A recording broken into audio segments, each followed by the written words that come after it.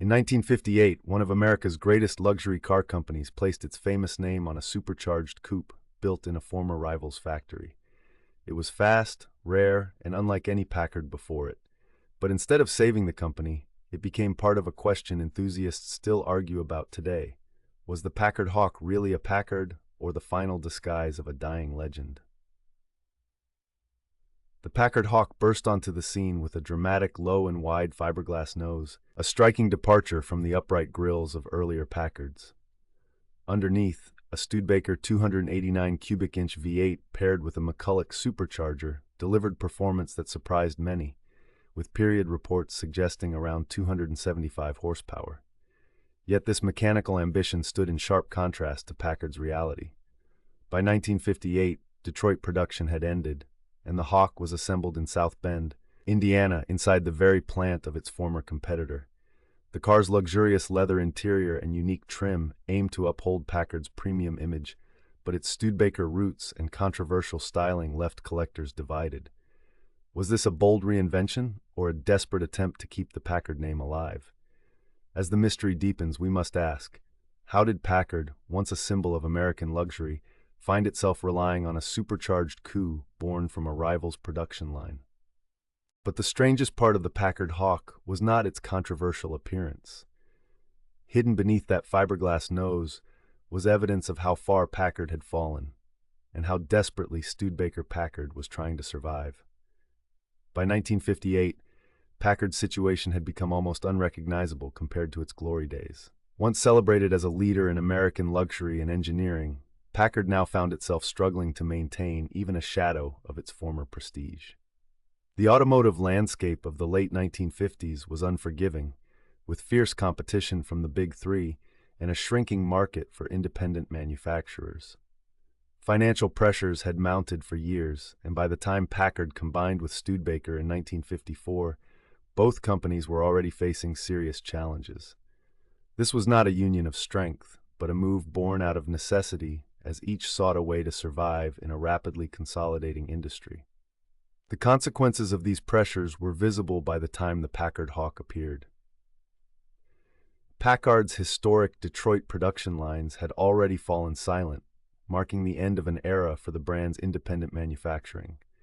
Instead, Packard-badged cars were now assembled in South Bend, Indiana, at Studebaker's facilities. These vehicles, including the 1957 and 1958 Packard models, were based heavily on Studebaker engineering and design. The Packard Hawk itself shared its body structure and drivetrain with the Studebaker Golden Hawk, but wore a unique fiberglass front end and distinctive trim in an effort to set it apart. This blending of identities created a deep sense of unease among Packard loyalists. The cars looked and felt different from the Packards of old, and the connection to Studebaker was impossible to ignore. Among enthusiasts and collectors, the term Packard Baker emerged, often used with a hint of disappointment or even derision to describe these hybrid vehicles. The debate over whether the Hawk and its siblings could truly be considered Packards continues to this day, reflecting the complicated legacy of these final models. By 1958, Packard's diminished status was clear. The company's reliance on Studebaker's resources, the end of Detroit production, and the controversial blending of design philosophies all pointed to a brand in crisis. The Packard Hawk, with its bold styling and supercharged performance, was a dramatic attempt to recapture some measure of distinction. Yet it also stood as a symbol of how far the marque had fallen from its once lofty position. The weakening of the Packard name was therefore visible not through one dramatic failure, but through a succession of restrictions. Fewer independent resources, shared manufacturing, and a reduced ability to create exclusive products steadily narrowed what the company could offer. By 1958, the badge still carried prestige, but the organization supporting it had changed profoundly. Understanding the depth of Packard's fall reveals why the company turned to bold, if controversial, solutions like the Hawk to reclaim its identity. Packard was once synonymous with American luxury and engineering prestige, a mark that commanded respect and admiration across the automotive world. For decades, Packard stood as a benchmark for what an American luxury car could be. Founded in the early 1900s, The company quickly earned a reputation for building automobiles that blended refined craftsmanship with advanced engineering. Packard's cars were not just transportation. They were statements of status, taste, and technical achievement. The marque's commitment to independent engineering set it apart from many competitors, who often relied on shared designs or outside suppliers.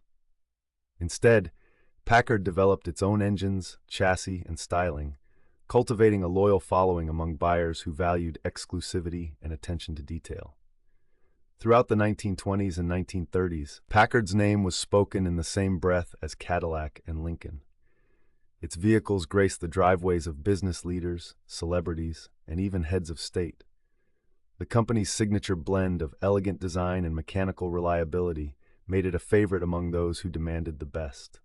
Packard interiors were known for their quality materials and careful assembly, while the exteriors reflected a restrained yet unmistakable sense of luxury. The brand's advertising often emphasized its tradition of excellence and the pride of ownership that came with every car. Even after World War II, Packard managed to maintain its reputation, introducing new models that continued to attract discerning buyers. But as the 1950s progressed, the American automotive landscape began to shift. Larger manufacturers with deeper pockets and broader dealer networks started to dominate, making it increasingly difficult for independent brands to compete. Packard's once robust independence was gradually eroded by mounting financial pressures and changing consumer tastes. The company's Detroit production facilities eventually closed, and Packard's operations were consolidated with Studebaker in South Bend, Indiana. For longtime enthusiasts and industry observers, the decline of Packard was more than a business story. It was a cultural shock. The fall from grace of such a storied name underscored the volatility of the post-war auto industry and the challenges faced by even the most respected marques. By the late 1950s, the Packard name, once a symbol of American achievement, was clouded by uncertainty and debate over its true identity. This dramatic contrast between Packard's celebrated past and its precarious present set the stage for the emergence of the Packard Hawk, a car that would carry the weight of history and the burden of expectation. Packard's importance also rested on consistency. Buyers associated the name with measured styling, careful construction, and an image of dignity rather than novelty for its own sake. That reputation was built across many years and survived changes in fashion because the marque represented continuity. The strength of that accumulated identity explains why later compromises produced such strong reactions. Customers were not judging only another automobile. They were measuring it against a standard Packard itself had spent decades creating. Yet, this storied legacy would soon clash with harsh realities, forcing decisions that would redefine the Packard name forever. Mounting financial pressures forced Packard into an uneasy alliance with Studebaker in 1954, a turning point that would reshape the company's future. By the early 1950s, Packard, once a symbol of American luxury and engineering excellence, found itself in a difficult position. The post-war economic boom that had once favored high-end automakers began to cool, and Packard's sales declined as buyers gravitated toward newer, more affordable models from the Big Three. At the same time, foreign competition was growing, and the cost of developing new models and technologies placed a heavy burden on Packard's resources. Studebaker, another independent automaker, was also struggling. Despite a reputation for innovation and style, Studebaker faced mounting losses and an inability to match the economies of scale enjoyed by larger rivals. Both companies recognized that the rapidly consolidating American auto industry left little room for independents to survive on their own. The pressures were not just financial, but existential. Each company's future was at stake. In 1954, Packard acquired Studebaker in a stock transaction, forming the Studebaker-Packard Corporation. This was not a conventional merger of equals, nor a carefully planned strategic partnership. Instead, it was a move shaped by necessity, as both firms sought a way to weather the storm of industry consolidation and shrinking market share. The combination brought together two proud but vulnerable manufacturers, each hoping that shared resources might offer a lifeline. However, the realities of the new arrangement soon became clear. Packard's autonomy was significantly reduced as the combined company's operations and decision-making increasingly reflected Studebaker's management structure and financial situation. The shift in control meant that Packard's traditional Detroit base would gradually lose its central role. Over the next few years, Packard-badged automobiles would be built on Studebaker platforms and assembled in South Bend, Indiana, rather than in Packard's historic Detroit facilities. This transition was driven by economic necessity, but it also marked a profound change in Packard's identity and its place in the American luxury market. The financial and organizational pressures that led to the Studebaker-Packard combination set the stage for a new era of compromise and adaptation. As the company struggled to remain relevant, it began to develop new models that blended elements from both brands. This context is essential to understanding how the Packard Hawk would later emerge, a car shaped by ambition, necessity, and the realities of a changing industry. The difficulty was not merely joining two product lines. The combined organization had to preserve dealer confidence, manage overlapping costs, and determine how two established names could continue with limited resources. These pressures narrowed the possibility of independently engineered Packard automobiles and made shared production increasingly important, even though that solution carried serious consequences for brand identity. This alliance, born of necessity, set the stage for Packard's final attempts to survive through rebranded and re-engineered automobiles. With Detroit production ended, Packard-badged automobiles rolled off Studebaker's South Bend lines, blurring the lines between two distinct marks. This moment marked a profound turning point for Packard, a company that had once stood at the pinnacle of American luxury motoring. The move away from Detroit was not simply a change of address. It was a visible sign of how far Packard's fortunes had fallen. By the late 1950s, the pressures of a shrinking independent automaker market, rising costs, and fierce competition from the Big Three had forced Packard to adapt in ways that would have been unthinkable just a decade earlier. After Detroit assembly ceased, Packard's future rested on the production capabilities of Studebaker's South Bend, Indiana plant. The Packard-badged cars of 1957 and 1958 were built on Studebaker platforms, sharing much of their engineering, body structure, and mechanical components. While these vehicles wore the Packard name and featured unique trim and styling cues, their underpinnings were unmistakably Studebaker. This arrangement was a direct result of the financial and manufacturing realities facing the combined Studebaker-Packard Corporation. The decision to consolidate production in South Bend was driven by necessity, not by choice, as both companies struggled to survive in a rapidly changing industry. For many longtime Packard enthusiasts, the South Bend-built cars presented a difficult reality. The vehicles were not simply rebadged Studebakers, but they also could not fully escape their origins. Designers and engineers worked to give these Packards distinctive grilles, taillights, and interior appointments, hoping to preserve some sense of the brand's former prestige.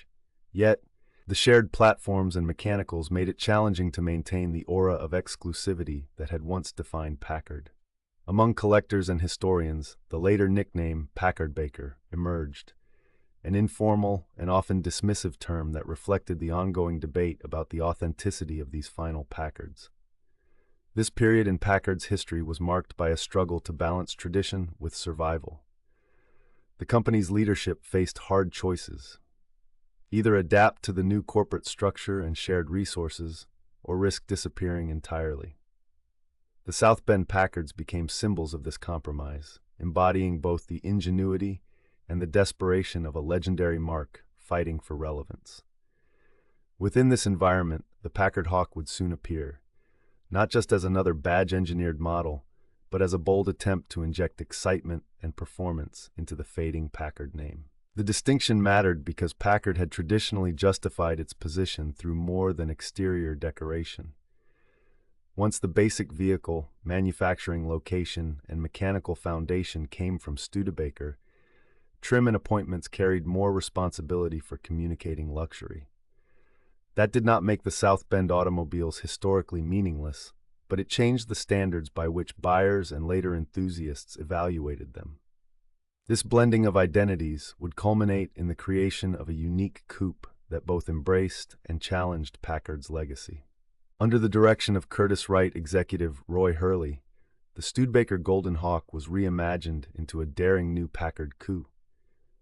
The Packard Hawk's story begins not with a clean sheet design, but as a special project that sought to create something distinctive from the resources available to the struggling Studebaker Packard Corporation. By 1958, Packard's Detroit operations had ended, and the company's future was uncertain.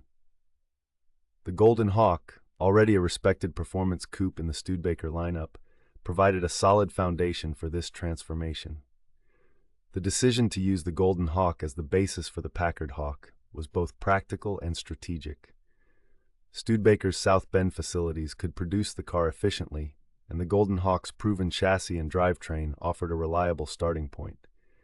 However, the goal was not to simply rebadge a Studebaker. The Packard Hawk needed to stand apart visually and in spirit, even as it shared much of its structure with its sibling.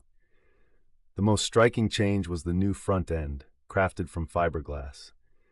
This low, wide nose was a dramatic departure from the Golden Hawk's upright grille, giving the Packard Hawk a look that some compared to contemporary European sports cars. The use of fiberglass allowed designers to experiment with shapes and proportions that would have been difficult or expensive to achieve in steel.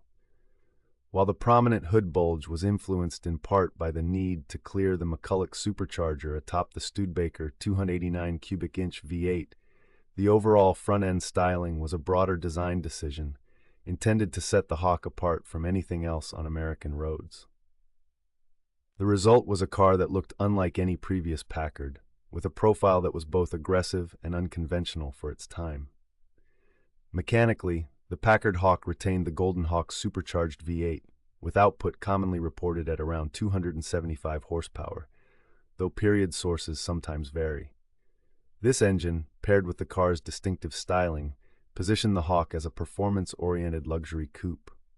Inside, Packard sought to uphold its reputation for refinement by fitting the Hawk with a leather interior and upscale trim, distinguishing it from the more utilitarian Studebaker models. Unique exterior details, including special trim and a modified rear treatment, further separated the Hawk from its Golden Hawk origins. The Packard Hawk emerged as a product of necessity and ingenuity, shaped by the financial and manufacturing realities of the late 1950s. It was neither a pure Packard nor simply a rebadged Studebaker, but a carefully crafted hybrid that reflected both the company's proud past and its uncertain future. This transformation brought forth a car that was both familiar and strikingly different, sparking debate over its true identity. The Packard Hawk's bold fiberglass nose and luxurious leather interior set it apart, yet sparked debate over its place in Packard's lineage. Arriving as a distinctive one-year model for 1958, the Packard Hawk stood out on American roads, representing both the ambition and challenges of the Studebaker-Packard partnership. The foundation of the Hawk lay in the Studebaker Golden Hawk, but from the start, an effort was made to separate this last performance Packard both mechanically and visually. Nowhere was this more evident than in its front styling. The Hawk wore a dramatically low and wide fiberglass nose, a form that sharply contrasted with the Golden Hawk's traditional upright metal grille. The use of fiberglass allowed for a more pronounced, experimental shape while avoiding the tooling costs associated with steel, a practical yet creative solution in a constrained era.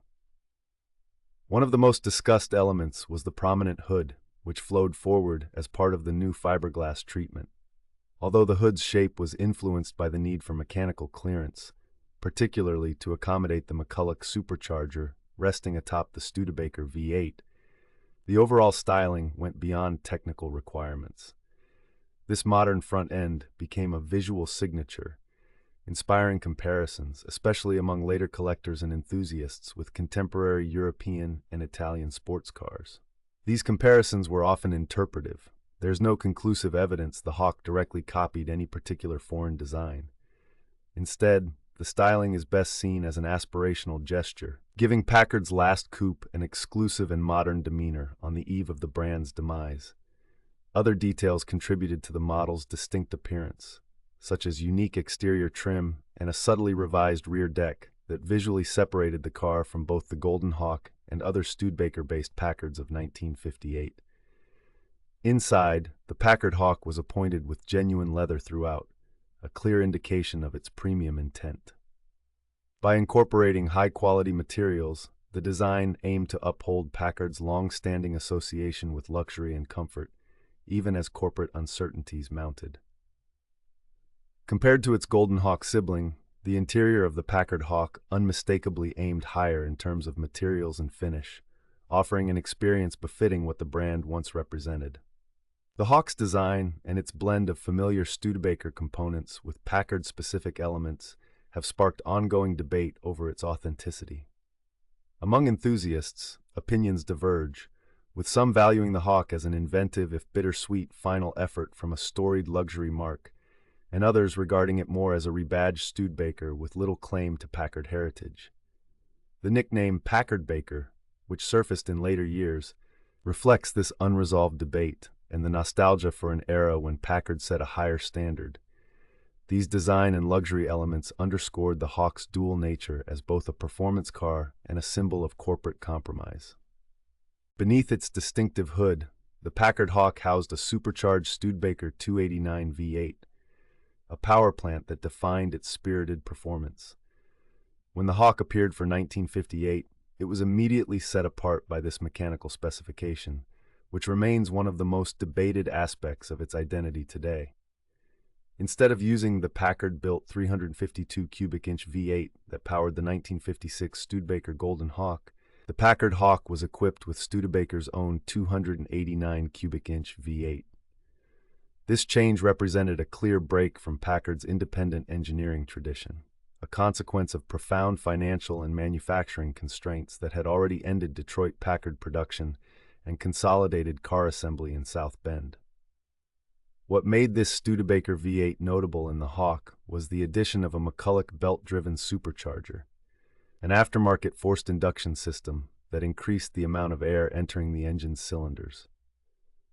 In a naturally aspirated engine, the air required for combustion is drawn in by the downward motion of the pistons. With a supercharger, mechanical energy from the engine itself drives a compressor, forcing extra air into the combustion chambers.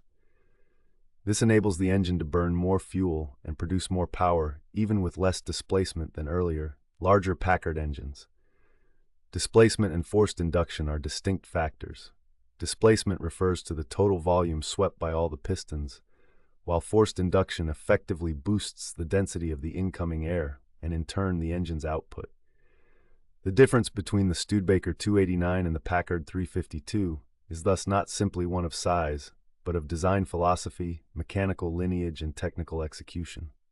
The supercharger required precise installation and packaging, and part of the Hawk's pronounced hood shape directly relates to the clearance needed to accommodate this additional hardware. The rest of the low and wide fiberglass nose, however, resulted from broader styling intentions rather than mechanical necessity alone. The performance figures are another important element. Contemporary and later sources commonly report the supercharged 289 V8 produced approximately 275 horsepower, but this estimate should be treated with caution as available documentation and period testing varied. Even so, this output placed the Hawk in competitive territory, demonstrating that high performance could still be claimed by a car carrying the Packard name, even if the mechanical realities were now closely tied to Studebaker's engineering. For many collectors and historians, the use of the 289 V8 and its supercharger is central to understanding where the Packard Hawk fits in American automotive history. A belt-driven supercharger takes mechanical power from the engine to compress incoming air before combustion. By placing more air into the cylinders, forced induction can produce more power from a given displacement without simply enlarging the engine. In the Hawk, that distinction matters because the smaller Studebaker 289 reached a commonly reported output associated with the earlier, larger Packard engine. This blend of Studebaker engineering and Packard ambition created a car that challenged perceptions on and off the road. With limited production and a divided market, the Packard Hawk's reception reflected the turbulent times facing its maker. For the 1958 model year, approximately 588 Packard Hawks were produced, though this figure can vary slightly depending on the source and how production is counted. This modest number highlights just how cautious Studebaker Packard had become, as the company faced mounting financial pressures and a shrinking market for luxury automobiles. By 1958, Packard's Detroit operations had ended, and all Packard-badged cars, including the Hawk, were built in South Bend, Indiana, on Studebaker platforms. The Hawk's one-year-only run was not just a marketing decision, but a reflection of the company's limited resources and uncertain future. The late 1950s recession cast a long shadow over the American auto industry, and premium brands like Packard struggled to attract buyers. Consumer tastes were shifting, with many Americans seeking either practical family cars or the latest styling trends from the Big Three. In this environment, the Packard Hawk entered the market as a bold but risky proposition. Its supercharged performance and upscale features, such as a genuine leather interior and distinctive trim, were intended to appeal to buyers who still valued luxury and individuality. Yet the Hawk's origins as a Studebaker-based car led to skepticism among some traditional Packard loyalists and automotive critics. For some, the Hawk's unique styling, especially its low, wide fiberglass nose and European-inspired cues, represented a daring attempt to redefine the brand. For others, it seemed out of step with Packard's established image, and the car's authenticity as a true Packard became a subject of debate. Contemporary reviews and sales figures suggest that the Hawk's reception was mixed. While a handful of buyers appreciated its combination of performance and luxury, many others hesitated, uncertain about its identity and the future of the Packard name.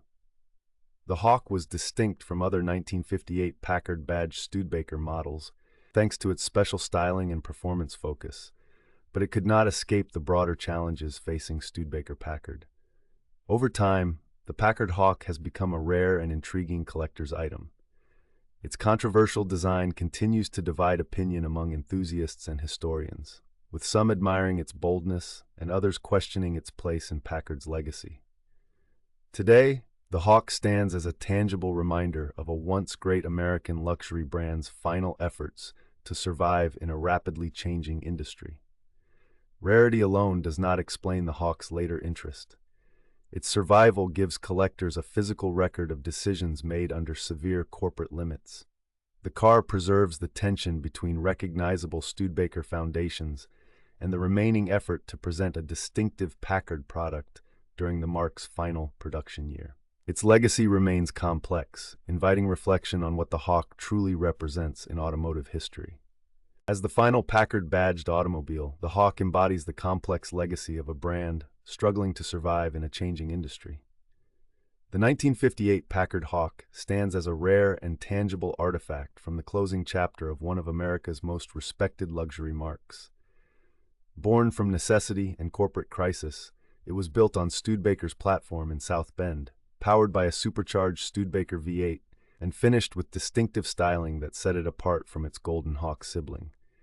Its low fiberglass nose, unique trim, and leather interior were intended to evoke prestige, yet its origins and identity remain debated.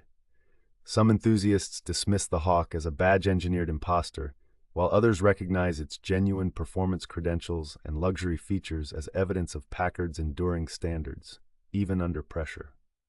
What is certain is that the Hawk could not reverse the fate of Studebaker Packard, nor did it single-handedly cause the brand's disappearance. Instead, it reflects the broader financial and market challenges that reshaped the American auto industry in the late 1950s.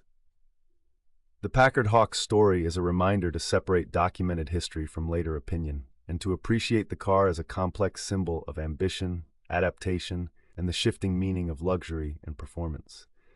Do you see the Hawk as a misunderstood icon or a symbol of lost identity?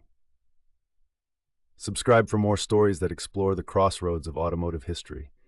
Its story challenges us to reconsider what defines authenticity, success, and identity in the world of classic cars.